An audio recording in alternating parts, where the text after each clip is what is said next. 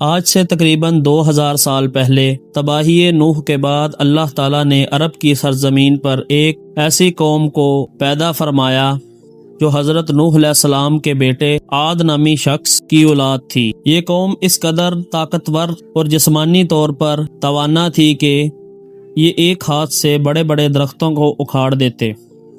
یہ قوم بھی پچھلی قوموں کی طرح بتوں کی پوجا کرتی تھی اور عیاشی اور بے حیائی اور حرام کاموں میں مبتلا رہتی تھی۔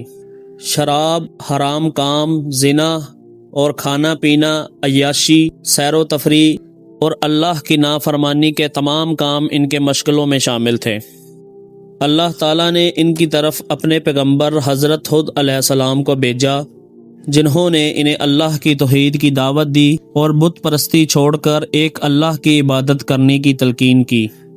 لیکن اس قوم نے حضرت ہود علیہ السلام کی ایک نہ مانی اور انہیں پاگل اور دیوانہ کہتے رہے۔ پیغمبر برحق نے انہیں سمجھانے کی لاکھ کوشش کی کہ میں اللہ کی طرف سے بھیجا ہوا ایلچی ہوں، لیکن پیغمبر برحق کے لاکھ سمجھانے کے باوجود اس قوم نے پیغمبر برحق پر پاگل اور دیوانہ ہونے کا الزام لگایا۔ حضرت ہود علیہ السلام کے لاکھ سمجھانے کے باوجود جب اس قوم کی نافرمانیاں اور عیاشیاں کم ہونے کے بجائے بڑھتی رہیں تو اللہ پاک نے اس قوم کی بربادی کا فیصلہ کیا۔ اللہ تعالیٰ نے اس قوم پر ایک تیز طوفان کا عذاب نازل فرمایا جو اس قدر شدید تھا کہ ہر چیز کو زیر و زبر کر کے رکھ دیا۔ یہ طوفان 7 راتوں اور 8 دن تک اسی طرح شدید حالت میں چلتا رہا اور ہر دن اور ہر رات اس کی شدت میں اضافہ ہوتا رہا۔ اس طوفان کی شدت اس قدر تھی کہ اتنے قد آور لوگ بھی اس کا سامنا نہ کر سکے، اپنے پیر نہ جما سکے۔ اللہ تعالیٰ کی اس پکڑ نے ان قد آور لوگوں کو اس قدر اٹھا کر پٹکا کہ ان کی لاشیں زمین پر ایسے پڑی تھیں جیسے کھجور کے تنے کو جڑ سے اکھاڑ کر پھینکا گیا ہو۔ تقریباً 1 ہفتے کے بعد جب طوفان کی شکل میں دیے جانے والا عذاب اللہ کی طرف سے رکا تو قوم عاد کے تمام قد آور لوگ صفحہ ہستی سے ناپید ہو چکے تھے۔ ہر طرف ان قد آور لوگوں کی لاشیں ہی لاشیں بکھری ہوئی تھی۔ یہ عذاب آج کے لوگوں کے لیے نشان عبرت ہے کہ اتنے طاقتور لوگ بھی اللہ کی لاٹھی کے آگے اپنے پیر نہ جما سکے اور صفحہ ہستی سے مٹ گئے۔ ایک دفعہ حضرت محمد صلی اللہ علیہ وسلم کا اس جگہ سے گزر ہوا تو آپ صلی اللہ علیہ وسلم نے فرمایا کہ یہاں سے جلدی جلدی گزر جاؤ۔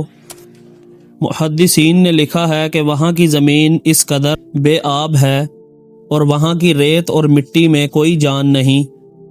عذاب ہود کے بعد اس مقام پر کوئی بھی آبادی آباد نہ ہو سکی۔ اللہ کے اس شدید عذاب کے بعد انسان تو دور جانور بھی وہاں نظر نہیں آتے۔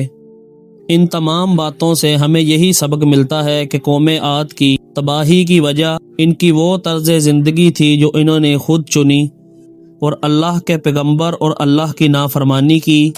اللہ تعالیٰ نے انہیں سوچنے اور سمجھنے کا پورا موقع دیا اور جب انہیں کوئی سمجھ نہ آئی تو ان پر اپنے پیغمبر کا ظہور کیا، لیکن انہوں نے اپنی عادات نہیں بدلی اور اللہ کے عذاب کو دعوت دی۔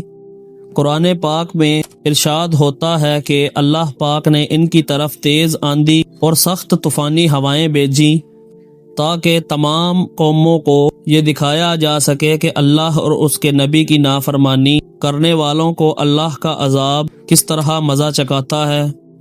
ان تمام باتوں سے ہمیں یہ سبق ملتا ہے کہ جو لوگ اللہ کی نافرمانی میں زندگی گزارتے ہیں، گناہ اور فحاشی کے کام کرتے ہیں، لیکن اللہ کی طرف سے انہیں پورا توبہ کا موقع دیا جاتا ہے، لیکن وہ لوگ توبہ نہیں کرتے اور نبی برحق کی باتوں کو مذاق بناتے ہیں اور اس پر عمل نہیں کرتے، تو وہ اللہ کے عذاب کے مستحق ہوتے ہیں اور وہ اللہ کی طرف سے آنے والی مشکلات اور عذاب دنیا و آخرت کی رسوائی کے مستحق پاتے ہیں۔